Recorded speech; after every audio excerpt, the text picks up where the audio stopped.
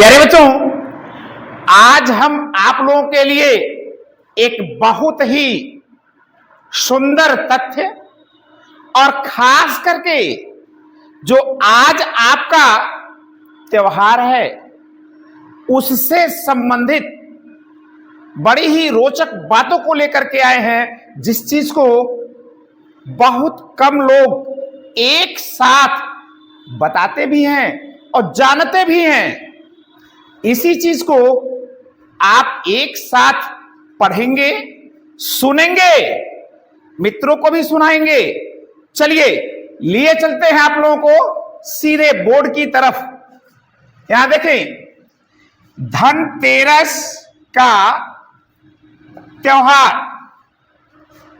आज धनतेरस का त्योहार बड़े हर्षोल्लास के साथ अपने देश भारत के ही साथ साथ अन्य देशों में भी कुछ स्थानों पर मनाया जाता है। ये मत समझिएगा कि केवल आपके यहां ये चीज होता है। हमारे देश के निवासी जहां भी जिस देश में हैं, वे बड़े प्यार से इस त्योहार को मनाते हैं। आइए, धनतेरस का त्योहार मुख्य रूप से भगवान धन्वंतरि और देवी लक्ष्मी से जुड़ी मान्यताओं के कारण मनाया जाता है। आज धनतेरस का त्योहार है। यह त्योहार किन किन बातों को लेकर के प्रसिद्ध हुआ? हां, एक चीज और बता दें आप लोगों को, ये धन्वंतरि थे कौन? जब समुद्र मंथन हुआ था प्यारे बच्चों, उस समय कुल 14 रत्न समुद्र मंथन से निकले हुए थे, जिनको आप भी जान लीजिए। नंबर 1 पर कालकूट विष निकला हुआ था, जिसको भगवान शिव ने धारण किया और कंठ तक ही रखा उन्होंने, इसलिए उनका कंठ नीला हुआ और इसी कारण उनको नीलकंठ कहा गया।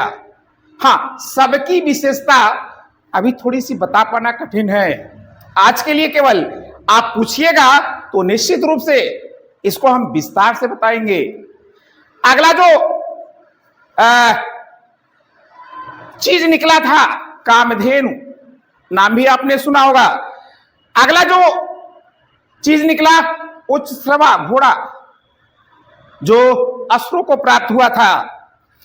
अगला जो चीज निकला, ऐरावत हाथी, भगवान इंद्र को मिला। कौस्तुंभ मणि मिला, यह भी देवताओं को ही प्राप्त हुआ। कल्प वृक्ष का भी आपने नाम सुना होगा, यह भी देवता स्वर्गलोक ले गए। आगे जो चीज मिला वह है रंभा नामक अप्सरा निकली थी। यह इंद्र के दरबार की मुख्य नित्यांगना बनी। अगला जो चीज प्राप्त हुआ, देवी लक्ष्मी।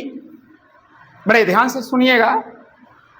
वैसे तो हम कार्तिक मास के अमावस्या तिथि को लक्ष्मी जी का पूजन करते हैं, लेकिन इनका जो प्रादुर्भाव हुआ था वह शरद पूर्णिमा के ही दिन हुआ था और उसी दिन भगवान विष्णु से इनका विवाह भी हुआ।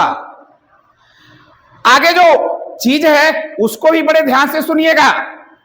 वरुणी, वरुणी जो होती है उसे मदिरा के भी नाम से जानते हैं। सामान्य भाषा में शराब, यह भी समुद्र मंथन से निकला हुआ था। अगला जो चीज निकला वह चंद्रमा, जिसको भगवान शिव अपने मस्तक पर धारण किए। आगे जो चीज निकला, बड़े ध्यान से सुनिएगा, धनुष, सारंग धनुष निकला था। अगली जो चीज थी, सारंग धनुष के बाद पंचजन्य शंख निकला, जिसको बाद में चल करके भगवान श्री कृष्ण महाभारत के समय बजाया हुआ था। और 13वें नंबर पर भगवान धन्वंतरी प्रकट हुए, जो अपने दोनों हाथों में 4 भुजाएं थी इनकी। प्रथम 2 भुजाओं में यह अमृत कलश, या यूं कह सकते हैं आप, औषधियों का भंडार लेकर के आए। अगले हाथ में पुस्तक थी आयुर्वेद से संबंधित, और चौथे हाथ में स्वयं दवाएं थी। इस प्रकार से 4 भुजाओं सहित इनको भगवान विष्णु का अंशा अवतार माना जाता है। और 14वें नंबर पर स्वयं अमृत निकला हुआ था, और जिसको लेकर के असुरों और देवताओं में विशेष प्रकार से पीने के लिए युद्ध भी हुए। और इससे जुड़ी और भी कथाएं हैं, जिसको आप जान करके निश्चित रूप से गौरवान्वित भी होंगे और ज्ञानवान भी बनेंगे। कुछ और भी तथ्य हैं, इनको भी जान लीजिए आप लोग। देखिए, हमने रखा है भगवान धन्वंतरी का प्राकट्य। तो बच्चा लोग, जो देव लोग होते हैं, इनका जन्म नहीं होता है, ये सशरीर प्रकट होते हैं। और यही भगवान धन्वंतरी धान्व, काशी नरेश धान्व के पुत्र के रूप में देवोदास, जो इनका नाम पड़ा था, चल करके एक महान वैद्य भी हुए। और इन्होंने आयुर्वेद नामक ग्रंथ का, महान ग्रंथ की रचना की, जिससे आज भी हम और आप दवाओं के रूप में इसका प्रयोग करते हैं, ज्ञान को प्राप्त करते हैं। अगला तथ्य देख लें, देवी लक्ष्मी का आगमन। एक और रोचक तथ्य जान लीजिए, बहुत कम लोग इसको जानते हैं। देखिए, समुद्र मंथन से धन्वंतरी और देवी लक्ष्मी, ये दोनों लोगों का प्राकट्य हुआ, तो इनका जो संबंध होता है वह भाई बहन का है। अर्थात धन्वंतर जी के, कह सकते हैं आप, चूंकि देवी लक्ष्मी का विवाह विष्णु जी से हुआ था, तो यह बहनोई भी हुए। बढ़ते हैं आगे, समृद्धि और स्वास्थ्य। तो समृद्धि कैसे आती है? आप इधर उधर मत भटकिए। आपके खेतों में धान रूपी जो धन होता है, वह इसी समय पक करके तैयार होता है। और हम कृषकों के घर यह लक्ष्मी स्वरूप आता है। यह हो गई समृद्धि। बात करते हैं स्वास्थ्य की। चूंकि बहुत सारे कीड़े मकोड़े हमारे घरों में बरसात के मौसम में प्रवेश कर जाते हैं और अपने अंडे बच्चे छोड़ जाते हैं। और जैसे ही आपको पता चलता है कि दिवाली का त्योहार नजदीक आ गया है, आप लोग बढ़िया से बच्चे से लेकर के और बड़े तक साफ सफाई करके इन कीड़ों को, इनके अंडों को, इनके बच्चों को या तो नष्ट कर देते हैं या तो बाहर खदेड़ देते हैं। इस प्रकार से हमारा स्वास्थ्य सुंदर बना रहता है। बढ़ते हैं आगे, यमराज की पूजा, जिसको यम दिवाली, दीपदान, अनेक नामों से लोग जानते हैं। प्यारे बच्चों, अगर आप लोगों को पता नहीं है कि यह दीप जो है हमें कैसे जलाना चाहिए, किस स्थान पर जलाना चाहिए। तो आप बिल्कुल हमें सुने और जाकर के अपने माता पिता से इसको जरूर शेयर करिएगा। तो कभी भी यम का जो दीपक होता है वह घर की दक्षिण दिशा में जलाकर स्थापित करना चाहिए। यही नहीं, जलाने के पश्चात आपको मुड़ करके दीपक को देखना नहीं चाहिए। दीपक तब जलाएं जब परिवार के लगभग सभी सदस्य काम से वापस घर पर आ गए हों। और भी बहुत सारी चीजें हैं जो एक साथ आप लोगों को बताया नहीं जा सकता। हम कभी इस पर फिर बाद में चर्चा करते हैं। अगले तथ्य को देख लीजिए।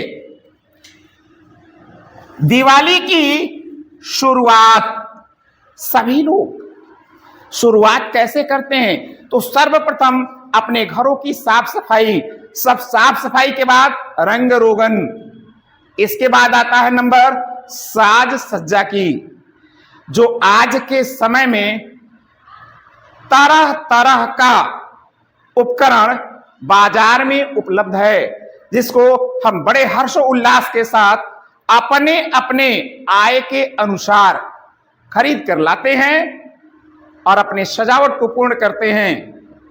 चलिए आखिरी तथ्य देखिए, शुभ खरीदारी।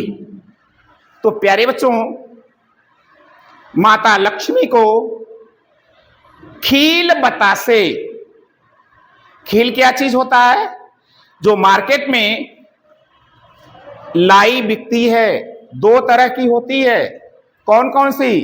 तो आप जान लीजिए, एक चावल वाली लाई होती है, यह माता लक्ष्मी को अर्पित करें, लेकिन इनको वास्तव में धान की जो लाई होती है वह बड़ी प्रिय है। और साथ ही साथ बतासे किस लिए? कारण है हर कोई महंगी महंगी मिठाइयों को नहीं खरीद सकता, खास करके गरीब और किसान घर के लोग। इसलिए स्वयं माता लक्ष्मी ने इस चीज को निर्धारित कर दिया जो सबकी पहुंच में हो, चाहे वह धनवान हो चाहे गरीब हो, हर कोई बतासे को आसानी से अपने घर ला सकता है। तो प्यारे बच्चों, आप भी इसी तरह से दिवाली को मनाइए, खुश रहिए, आनंदित रहिए। कमेंट बॉक्स में हमें लिखिए कि सर जी हमें इस तथ्य पर जानना है। अपने मित्रों को शेयर करिए और सब्सक्राइब करिए, जिससे हमारे द्वारा दिया गया ज्ञान आपके पास आसानी से पहुंच सके। आज के लिए बस इतना ही। दिवाली की बहुत सारी शुभकामनाएं आप लोगों के लिए। धन्यवाद।